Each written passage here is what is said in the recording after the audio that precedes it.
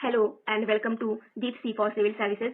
As many of you have asked for the GS GK section for CG PDTM के patent examiner examination के लिए, हम सबको पता है कि GS GK section is quite vast, but here I have tried to come up with the sectional GS GK which have their relation with the current section. 2018 के बाद से जितने भी इम्पोर्टेंट इवेंट्स हुए हैं, एक्चुअली साल में मोस्टली 1, 2 या मैक्सिमम 3 मेजर हैपनिंग्स होती हैं, तो पुराने करंट अफेयर्स में वो मेजर हैपनिंग्स ही इंपॉर्टेंट होती हैं और वन लाइनर करंट अफेयर्स के लिए पिछले 2-3 मंथ्स के करंट अफेयर्स ज़्यादा इंपॉर्टेंट होते हैं. तो this video is for the GS GK section which have relation with the current affairs. Here with polity section, please go through it.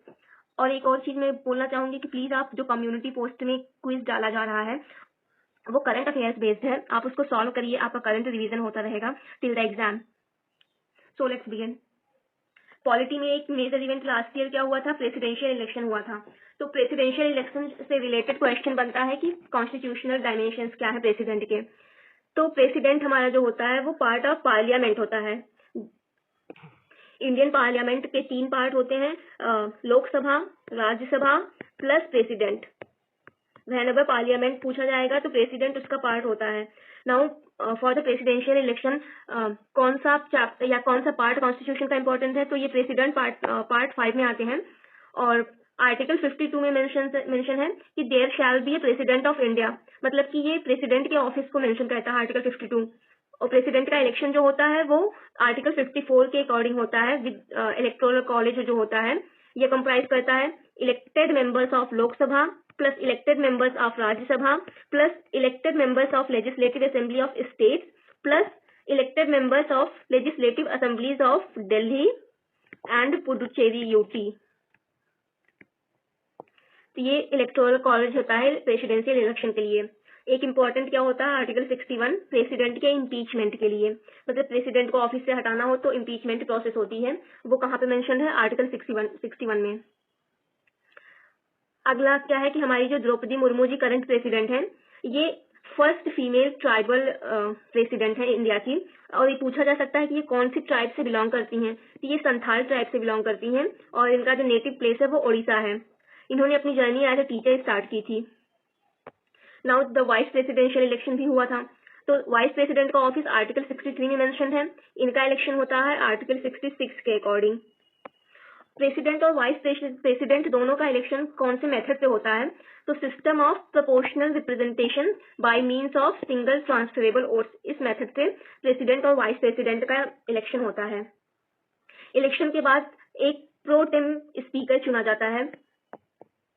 ये generally कौन अपॉइंट किया जाता है, जनरली सीनियर मोस्ट मेंबर जो होता है हाउस का उसको प्रोटेम स्पीकर, हाउस मतलब लोकसभा, उसको प्रोटेम स्पीकर अपॉइंट किया जाता है. और अपॉइंट कौन करता है, प्रेसिडेंट अपॉइंट करता है. ये एक टेम्पोररी ऑफिस होता है. जब स्पीकर का इलेक्शन हो जाता है तो ये ऑफिस सीज हो जाती है. Next important news law commission रहा है लगातार. ये जो करंट लॉ कमीशन है ये कौन सा है, 22nd law commission. Law commission जो है इसका कोई स्टैट्यूटरी बैकअप नहीं है, ना ही ये कॉन्स्टिट्यूशन में मेंशन है, तो इसलिए ये एक नॉन स्टैट्यूटरी बॉडी है. अभी जो हमारे करंट चेयरमैन है लॉ कमीशन के वो कौन है, justice Rituraj Awasthi. First law commission कब बना था, तो वो 1955 में बना था और यूजुअली इसका टर्म ये 3 साल के लिए बनता है. नेक्स्ट मेजर इवेंट जो पिछले 3-4 साल में बार बार सुनाई दे रहा है वो है यूनिफॉर्म सिविल कोड. तो इसका हमारा कॉन्स्टिट्यूशनल बेसिस भी है. डीपीएसपी का आर्टिकल जो 44 है वो यूनिफॉर्म सिविल कोड की बात करता है. डीपीएसपी कौन से पार्ट में है, पार्ट 4 में है. इंडिया का केवल इकलौता एक स्टेट है जिसमें यूनिफॉर्म सिविल कोड लागू है अभी, वो कौन सा है, Goa. Goa is the only state where the uniform civil code is applicable right now. अभी ये सबसे ज्यादा इंपॉर्टेंट है कि 50 साल हो गए बेसिक स्ट्रक्चर डॉक्ट्रिन के. ये और भी ज्यादा इंपॉर्टेंट इसलिए हो गया क्योंकि ये डॉक्ट्रिन जिस केस के बाद एग्जिस्टेंस में आई थी उस केस को जिसने लड़ा था उनकी अभी डेथ हो गई है, मतलब केशवानंद भारती जी जो थे उनकी अभी हाल ही में रिसेंट में डेथ हुई है, तो इसलिए ये और इम्पोर्टेंट बन जाता है. बेसिक स्ट्रक्चर डॉक्ट्रिन आया कब था, 1973 में केशवानंद भारती केस के बाद. ये केस रखे थे. इसमें सुप्रीम कोर्ट ने 24th कॉन्स्टिट्यूशनल अमेंडमेंट एक्ट को भी अपहोल्ड कर दिया था. तो बेसिक स्ट्रक्चर डॉक्ट्रिन को मैं थोड़ा सा बताती हूँ कि ये होता क्या है कि ये जो है पार्लियामेंट की अमेंडिंग पावर पे रिस्ट्रिक्शन डालता है। मतलब पार्लियामेंट ब्लाइंडली किसी भी पार्ट या किसी भी आर्टिकल को अमेंड नहीं कर सकता है। जो पार्ट्स या जो आर्टिकल सुप्रीम कोर्ट ने डिक्लेयर कर दिया है कि ये बेसिक स्ट्रक्चर है, उसको तो पार्लियामेंट नहीं छेड़छाड़ कर सकता। जैसे कि रूल ऑफ लॉ है, कुछ फंडामेंटल राइट्स हैं, फ्री एंड फेयर इलेक्शंस हैं, ये सब डिक्लेयर किए गए हैं basic structure. Basic structure doctrine exactly defined नहीं है, ये time to time supreme court declare करता है कि क्या प्रोविजंस हैं जो बेसिक स्ट्रक्चर फॉर्म करते हैं। Next event is news was 73rd and 74th Constitutional Amendment Act। क्यों ये न्यूज में है? क्योंकि 2022 में इसके 30 साल पूरे हो गए हैं। आया कब था? 1992 में आया था और ये रिलेटेड किससे है? ग्रास रूट डेमोक्रेसी से रिलेटेड है। 73rd constitutional amendment act related है पंचायत से और ये 74th ये सॉरी ये म्यूनिसिपैलिटी से रिलेटेड है, लोकल बॉडीज के लिए नहीं बनाया गया था। और by the 73rd and 74th amendment 11th और 12th शेड्यूल कॉन्स्टिट्यूशन में ऐड किए गए थे। 11th शेड्यूल में पंचायत से रिलेटेड आइटम्स हैं और 12th शेड्यूल में म्यूनिसिपैलिटी से रिलेटेड आइटम्स हैं। इसका ज्यादा इम्पोर्टेंस इसलिए बढ़ जाता है क्योंकि इसने 1/3 रिजर्वेशन दिया था पंचायत में, म्यूनिसिपैलिटीज में फॉर द फीमेल्स, और इसी 1/3 रिजर्वेशन का ये रिजल्ट रहा है कि जो द्रौपदी मुर्मू जी हमारी हैं ये इस लेवल तक, इस ऑफिस तक पहुंच सकी, because as a politician she started her career from the grass root level. उन्होंने पंचायत से ही अपनी शुरुआत की थी अपने पॉलिटिकल कैरियर की, और उस पंचायत में उनको इलेक्शन लड़ने का मौका इस 1/3 रिजर्वेशन की वजह से ही मिला था। So this becomes very important from the polity point of view. Please आप लोग चैनल के जो कम्युनिटी सेक्शन में क्विज क्वेश्चन पोस्ट किया जा रहा है उसको सॉल्व करिए, that will be beneficial in revision of the current affairs section. Next important event हुआ है पॉलिटी में LGBTQ राइट्स से रिलेटेड। जो हमारा IPC का सेक्शन 377 था वो होमोसेक्सुअलिटी वगैरह को अलाउ नहीं करता था। उसके अकॉर्डिंग जो अननेचुरल इवेंट्स थे लाइक होमोसेक्सुअलिटी वो हमारे लॉ के अगेंस्ट थे, लेकिन सुप्रीम कोर्ट ने LGBTQ मूवमेंट के बाद सेक्शन 377 को नल एंड वॉइड कर दिया और LGBTQ राइट्स को अपहोल्ड किया। तो क्वेश्चन बन सकता है कि section 377 of IPC is related with, this is related with homosexuality.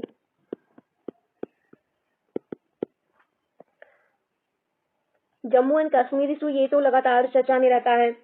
तो 2019 में गवर्नमेंट ने जम्मू कश्मीर के स्टेटहुड को हटा के उसको एक यूटी बना दिया, उसको 2 यूटीज में तोड़ दिया एक्चुअली। एक बना जम्मू एंड कश्मीर, दूसरा बना लद्दाख। अब पॉइंट आता है कि जो जम्मू एंड कश्मीर का स्पेशल स्टेटस था वो कौन सी आर्टिकल के अंदर था। तो हमारे कॉन्स्टिट्यूशन के आर्टिकल 370 के अंदर जम्मू कश्मीर का स्पेशल स्टेटस उसको मिला था, जिसके अंदर जम्मू एंड कश्मीर इकलौता ऐसा स्टेट था जिसका अपना खुद का कॉन्स्टिट्यूशन था।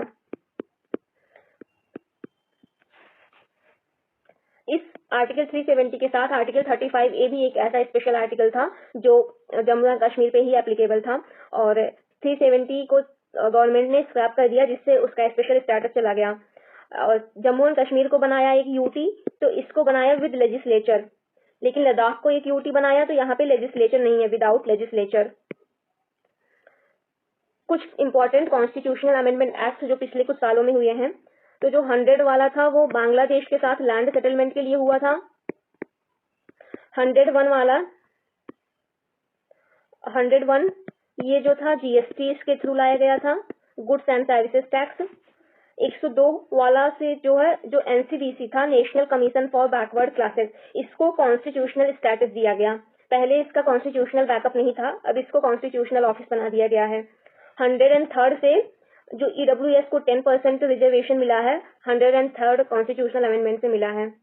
104 कॉन्स्टिट्यूशनल अमेंडमेंट क्या हुआ है कि हमारा जो लोकसभा है इसमें टोटल 545 सीट्स थी जो अभी वैलिड सीट्स थी, मैक्सिमम सीट्स तो अलग है, मैक्सिमम सीट्स 550 सीट्स है जो हमारे कॉन्स्टिट्यूशन में है मेंशन, ये 550 सीट है, लेकिन जो अभी मतलब प्रैक्टिकल सीट है वो 545 थी, जिसमें से 2 सीट्स जो थी वो एंग्लो इंडियंस के लिए रिजर्व थी, जिसपे हमारे प्रेसिडेंट नॉमिनेट करते थे 2 एंग्लो इंडियंस को। तो ये 2 एंग्लो इंडियंस के नॉमिनेशन का प्रोविजन लोकसभा में अब खत्म हो गया है 104th अमेंडमेंट से। अभी न्यूज काफी ज्यादा ये रहता है कि ओबीसी का सब कैटेगराइजेशन किया जाए, फिर से उसकी कैटेगरीज को डिवाइड किया जाए। तो इसके लिए जो कमेटी बनाई गई थी वो जस्टिस रोहिणी कमेटी थी, और इस कमेटी को थर्ड ओबीसी कमेटी भी कहते हैं। इसके पहले दो और ओबीसी कमेटीज हैं, जैसे एक तो था मंडल कमीशन, दूसरे का नाम आप आंसर दीजिए कमेंट बॉक्स में। राइट टू प्राइवेसी आया था। राइट टू प्राइवेसी को अब सुप्रीम कोर्ट ने पुट्टास्वामी केस में, ये जस्टिस पुट्टास्वामी केस था जिसके अंदर सुप्रीम कोर्ट ने राइट टू प्राइवेसी को कहा है कि ये फंडामेंटल राइट है under article 21। Article 21 is right to life. तो सुप्रीम कोर्ट ने कहा कि right to life is incomplete without privacy. अगर प्राइवेसी ही नहीं है तो हमारा डिग्निटी के साथ जीने का राइट टू लाइफ का जो अधिकार है वो पूरा नहीं होता है, इसलिए right to privacy is fundamental right. अब ट्रिपल तलाक केस आया था। तो ट्रिपल तलाक को और क्या बोलते हैं, तलाक के बिद्दत भी बोलते हैं। ट्रिपल तलाक में क्या होता था कि कोई भी जो मुस्लिम मेल होता था वो 3 बार अगर तलाक तलाक तलाक ऐसा 3 बार बोल दे तो उसका डाइवोर्स माना जाता था। ये बहुत ही ज्यादा डिस्क्रिमिनेटरी था। क्यों? क्योंकि ऐसा फीमेल नहीं कर सकती थी कि अगर फीमेल तलाक तलाक तलाक बोल दे तो वो भी तलाक ले लेगी, ऐसा नहीं था। तो सुप्रीम कोर्ट ने शायरा बानो केस में, जो 2017 में था, in Shayara Bano case supreme court declared talaq के बिद्दत या ट्रिपल तलाक एज अनकॉन्स्टिट्यूशनल।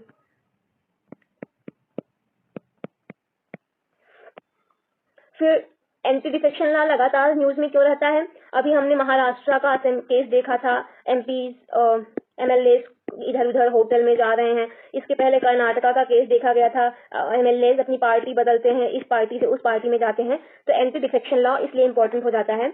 ये हमारे ओरिजिनल कॉन्स्टिट्यूशन में नहीं था, ये लाया गया था by the 52nd constitutional amendment act 1985 में। तो क्वेश्चन ये बन सकता है कि एंटी डिफेक्शन लॉ कब लाया गया, by which constitutional amendment act, और ये कौन से शेड्यूल में है? ये कॉन्स्टिट्यूशन के 10th शेड्यूल में है एंटी डिफेक्शन लॉ। और इसके ढेर सारे प्रोविजंस हैं, ग्राउंड्स हैं, इतना इंपॉर्टेंट नहीं है इतने डिटेल में जाने के लिए इस एग्जाम में। अब अडल्ट्री क्या होता है? अडल्ट्री सेक्शन 497 ऑफ आईपीसी में मेंशन था। इसके अकॉर्डिंग जो था 497 के अकॉर्डिंग अडल्ट्री पहले एक क्रिमिनल ऑफेंस था, लेकिन ये भी फीमेल्स के लिए डिस्क्रिमिनेटरी था, राइट टू इक्वलिटी के अगेंस्ट था, इसलिए सुप्रीम कोर्ट ने अडल्ट्री को अब डिक्रिमिनलाइज कर दिया। प्रेसिडेंट रूल, ये भी even in Modi government also president rule has been used many times. तो प्रेसिडेंट रूल का जो कॉन्स्टिट्यूशनल बेसिस होता है वो क्या है कि हमारे आर्टिकल 356 में और 365 में, दो आर्टिकल्स के अंदर प्रेसिडेंट रूल का जो है वो ग्राउंड मेंशन है। इसके पहले ये देखते हैं कि प्रेसिडेंट रूल को ही हम स्टेट इमरजेंसी भी कहते हैं या कॉन्स्टिट्यूशनल इमरजेंसी भी कहते हैं।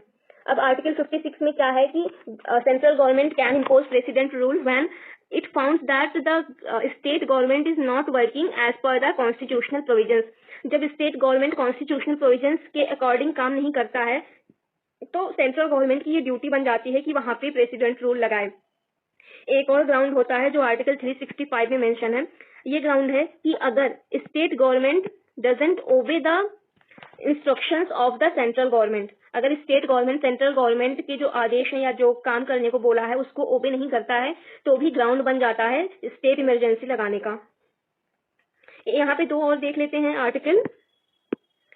नेशनल इमरजेंसी किसके अंदर लगता है? आर्टिकल 352 के अंदर नेशनल इमरजेंसी लगता है, और इसी आर्टिकल 352 में ही कैबिनेट वर्ड मेंशन्ड है। पूरे संविधान में, हमारे पूरे कॉन्स्टिट्यूशन में cabinet word is mentioned in article 352। ये क्वेश्चन पूछा जाता है कि कैबिनेट वर्ड कहाँ पे है कॉन्स्टिट्यूशन में। और फाइनेंशियल इमरजेंसी कौन सी आर्टिकल के अंदर लगता है? फाइनेंशियल इमरजेंसी आर्टिकल 360 के अंदर लगता है।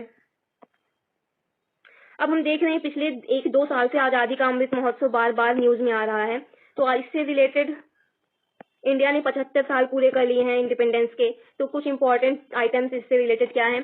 हमारा जो नेशनल फ्लैग है क्या? तिरंगा, इसका नाम तिरंगा है। इसको अडॉप्ट कब किया गया था? 22 जुलाई 1947। और इसको अडॉप्ट किसने किया था? तो ये कॉन्स्टिट्यूशनल असेंबली ने अडॉप्ट किया था। कॉन्स्टिट्यूशनल असेंबली ने नेशनल फ्लैग अडॉप्ट किया था। हमारे नेशनल फ्लैग का डिजाइन किसने तैयार किया था? इसको आप कमेंट में बताइए। जो नेशनल सॉन्ग है वो कब अडॉप्ट किया गया? 24 जनवरी 1950 को। नेशनल एंथम ये कब किया गया? ये भी 24 जनवरी 1950 को। ये दोनों भी किसने अडॉप्ट किया? हमारे कॉन्स्टिट्यूशनल असेंबली ने ही अडॉप्ट किया था नेशनल सॉन्ग और नेशनल एंथम को। इसी दिन 24 जनवरी 1950 को कॉन्स्टिट्यूशनल असेंबली ने चूज किया था हमारा फर्स्ट प्रेसिडेंट। अब आप इनका नाम कमेंट में लिखिए। हमारा जो नेशनल कैलेंडर है ये किस पे बेस्ड है? साका एरा पे बेस्ड है। इंडियन जो नेशनल कैलेंडर है ये साका एरा पे बेस्ड है। ये कब अडॉप्ट किया गया? 22 मार्च 1957 में नेशनल कैलेंडर अडॉप्ट किया गया। हमारा जो संविधान है कॉन्स्टिट्यूशन, उसको बनाने में टोटल कितना टाइम लगा? ये 2 साल 11 महीना 18 दिन। ये डायरेक्ट क्वेश्चन बहुत सारे एग्जाम्स में पूछा जाता है कि कितना टाइम लगा? 2 साल 11 महीना 18 दिन। एक और क्वेश्चन बनता है कि हमारे ओरिजिनल कॉन्स्टिट्यूशन में टोटल कितने आर्टिकल्स थे? आर्टिकल्स मतलब अनुच्छेद। तो ओरिजिनल कॉन्स्टिट्यूशन में टोटल 395 आर्टिकल थे। Next I will come up with a geography video, जिसका बेसिस भी करंट अफेयर्स ही रहेगा। कुछ उसमें स्टैटिक पोर्शन और स्पेशली जो स्टैटिक होगा वो करंट से रिलेटेड होगा। Thank you so much.